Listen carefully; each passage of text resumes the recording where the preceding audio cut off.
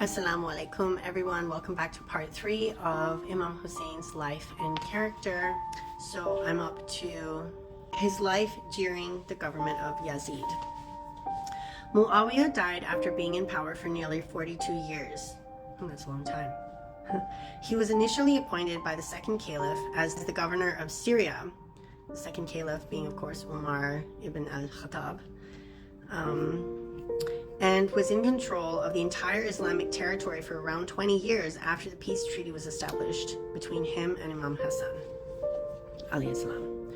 After Muawiyah's death, his son Yazid came into power. Yazid sent letters to his governors asking them to announce Muawiyah's death and demand allegiance from the people on his behalf. He sent an additional letter to Medina in which he ordered his governor, Walid, to demand immediate allegiance for him from Imam Hussain before the news of Muawiyah's death spread in the city.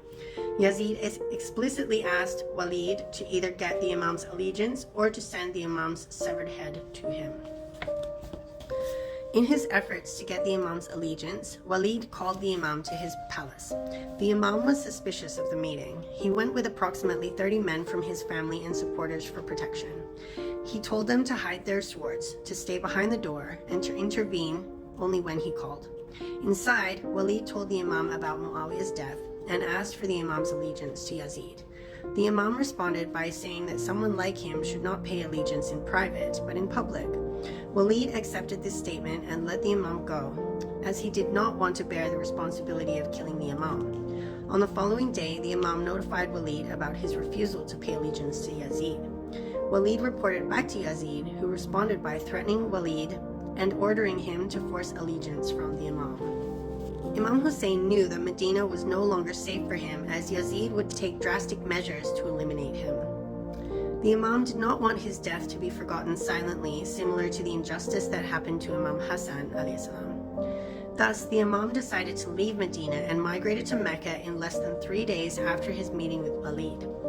The Imam decided to migrate with his family, and it was very likely that the government would imprison them as hostages to pressurize the Imam for allegiance.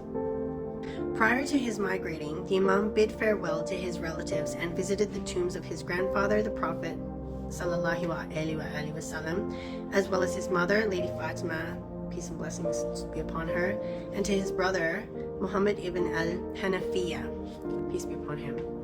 In his will, the Imam clearly explained the purpose of his uprising. The Imam wrote, "My intention for this uprising is to guide the nation of my grandfather in enjoying the good and forbid the wrong." The Imam left Medina at night while reciting the verse of the Quran that Prophet Moses was reciting when he was escaping alone from Egypt to Madian in the fear of the Pharaoh, and that is in verse 21 of chapter 28 of the Holy Quran. Therefore, he got away from there while in fear. He, Moses, said, "O my Lord, save me from the wrongdoing people." On his way to Mecca, the Imam met some travelers and informed them of his intention to refuse allegiance to Yazid. A few of these travelers joined the Imam. When the Imam saw Mecca from afar, he recited the verse of the Holy Quran that Prophet Moses had said when he was moving towards Madian, chapter 28, verse 22. And when he directed himself towards Madian, he said, "Perhaps my Lord will guide me to a sound way."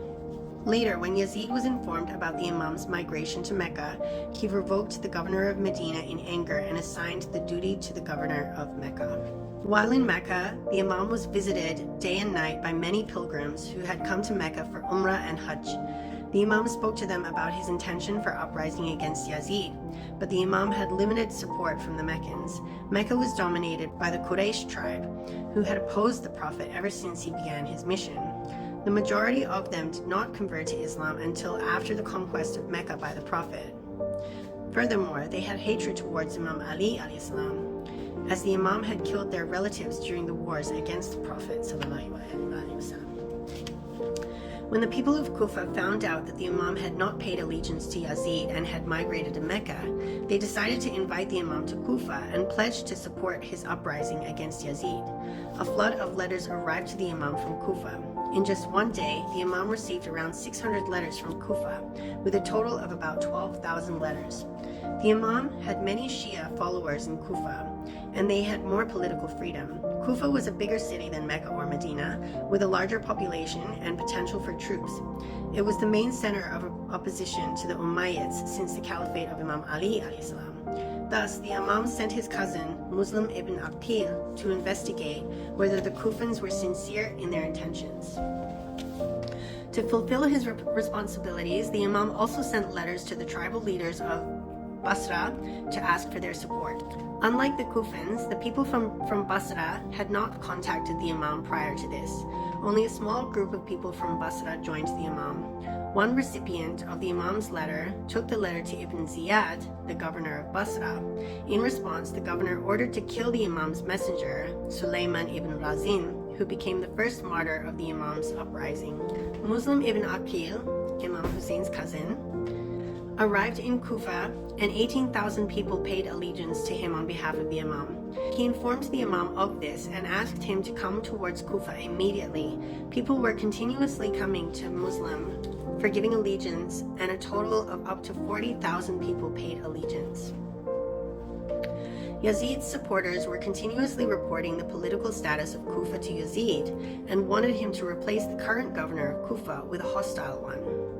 Yazid thus gave the governorship of Kufa to Ibn Ziyad, the governor of Basra, and ordered him to suppress the uprising of the Kufans. Ibn Ziyad immediately departed towards Kufa, and, upon arrival, he delivered a speech in the mosque during which he introduced himself as the new governor of Kufa. He promised kindness to the obedient citizens and threatened the supporters of Muslim. Ibn Ziyad also asked the city's record keepers to provide him with a list of all the politically active residents that were in support of Muslims' uprising. He also spread rumors in the city that Yazid's army was underway to suppress them. Ideally, Imam Hussein's cousin, wanted the Imam to arrive before initiating the uprising. He secretly relocated to Hani ibn Urwa's house, who was an influential Shia leader. However, Ibn Ziyad's spies found Muslims' location and arrested Hani. People from Hani's tribe came in large numbers to Ibn Ziyad's palace to free him. The city's judge, whom the people trusted, lied to them by telling them that Hani was safe and would be released soon, leading his supporters to disperse. And please stay tuned for part 4 and a continuation of the story of Imam Hussein's life, inshallah. Until then, stay blessed.